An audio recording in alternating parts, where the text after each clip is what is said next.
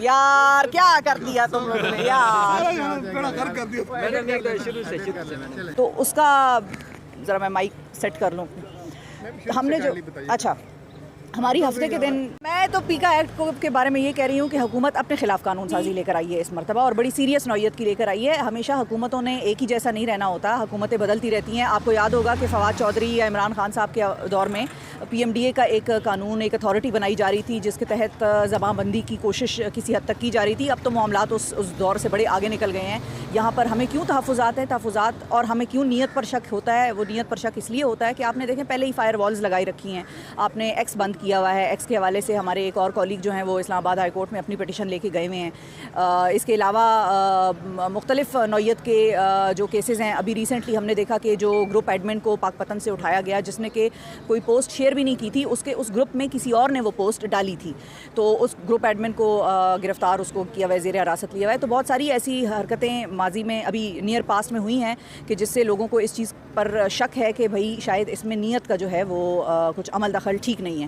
دوسرا یہ کہ ہفتے کے دن اب جب پیکا ایکٹ کے حوالے سے اینکرز ایسوسی ایشن آف پاکستان کی ملاقات ہوئی, جس کا کہ میں بھی ممبر ہوں, تو ہم نے میٹنگ کی انفارمیشن منسٹر عطا تارڑ صاحب کے ساتھ, اور عرفان صدیقی صاحب بھی اس میٹنگ میں شامل ہوئے. انہوں نے اس میٹنگ میں ہم نے ان کو اپنے تحفظات بتائے. مثال کے طور پہ اس کی کرمنلائزیشن کہ فیک نیوز اگر پھیلی ہے تو دیکھیں ایک ہیومن ایرر بھی ہوتا ہے. آپ یہاں پر صحافی کو یہ مارجن نہیں دے رہے کہ وہ اپنے ایرر کو تسلیم کر کے اپالوجی کر دے. کوئی بھی کسی کی خبر اگر غلط ثابت ہوتی ہے, ایک تو وہ ہے جو کہ دانستہ طور پر اس نے دی ہے, اور وہ دیکھیں کوئی بھی اتنا چھوٹا کاکا منا نہیں ہوتا, لوگوں کو پتہ چل جاتا ہے کہ آیا یہ غلط خبر کسی نے دانستہ پھیلانے کی کوشش کی ہے یا سلپ آف ٹنگ ہو گیا ہے, یا کسی طرح سے ہیومن ایرر یہاں پر کار فرما ہوا. تو اس کی آپ نے اپالوجی کرنے تک سے پہلے ہی اس کا آپ نے سارا کریا کرم جو ہے وہ کر لیا. اس کے بعد پھر کرمنلائزیشن اس کی جو ہے وہ بڑا سیریس ایک ایشو ہے. آپ نے دیکھیں فیک نیوز کو آپ کبھی بھی سخت قوانین بنا کر قابو نہیں کر سکتے. اس کے حوالے سے ٹریننگز ہوتی ہیں صحافیوں کی, اس کے حوالے سے مختلف جگہوں پر سیمینارز ہوتے ہیں. یہاں پر یہ ایڈ کیجیے گا, جیسے میں نے ایک ٹویٹ کی تھی کہ محسن نقوی صاحب جو ہے ایک ایسی تقریب میں چلے گئے جو میں آ رہی ہوں اس پہ, میں آتی ہوں اس پہ. ہاں اب اب دیکھیں اب فیک نیوز, پھر میں نے ایک پوائنٹ اٹھایا تارڑ صاحب کے سامنے, اور صدیقی صاحب بھی بیٹھے تھے. میں نے یہ پوائنٹ اٹھایا کہ دیکھیں فیک نیوز کو ڈیفائن تو کریں کہ ہمارے یہاں فیک نیوز کہیں گے کس کو, فیک نیوز کی ڈیفینیشن کیا ہے. اس قانون میں جو لکھا گیا وہ یہ ہے کہ اگر آپ نے فیک نیوز پھیلائی یا ہمیں لگا کہ آپ نے فیک نیوز پھیلائی, اب لگنے سے کیا مراد ہے میرے بھائی, لگ تو بہت کچھ سکتا ہے. مجھے بھی ایسا لگ رہا ہے کہ حکومت جو ہے اس میں ہماری زبان بندی کرنے کی کوشش کر رہی ہے, تو اب یہ فیک نیوز ہو گئی کیا.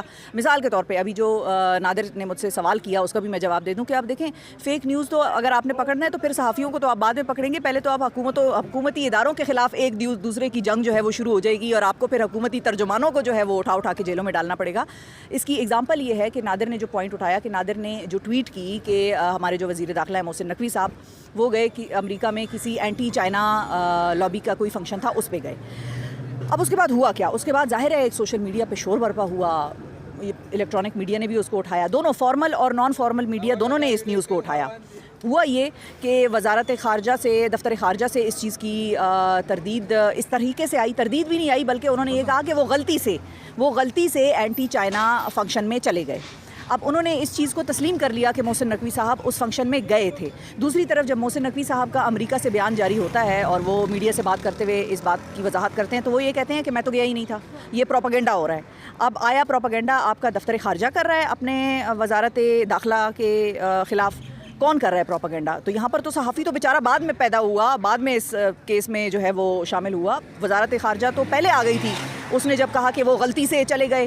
تو دیکھیں بہت ساری چیزیں یہاں پر کنفیوژن ہے, اس کنفیوژن کو دور کریں بڑی جلدی میں, عجلت میں. آج میں اس سینٹ کی قائمہ کمیٹی میں نہیں جا سکی جہاں پر میرے باقی اینکرز ایسوسی ایشن کے دیگر کولیگز گئے, اور وہ یہی بتا رہے تھے کہ, اور ہم نے یہ ریٹن سفارشات بھی تیار کی ہوئی تھیں.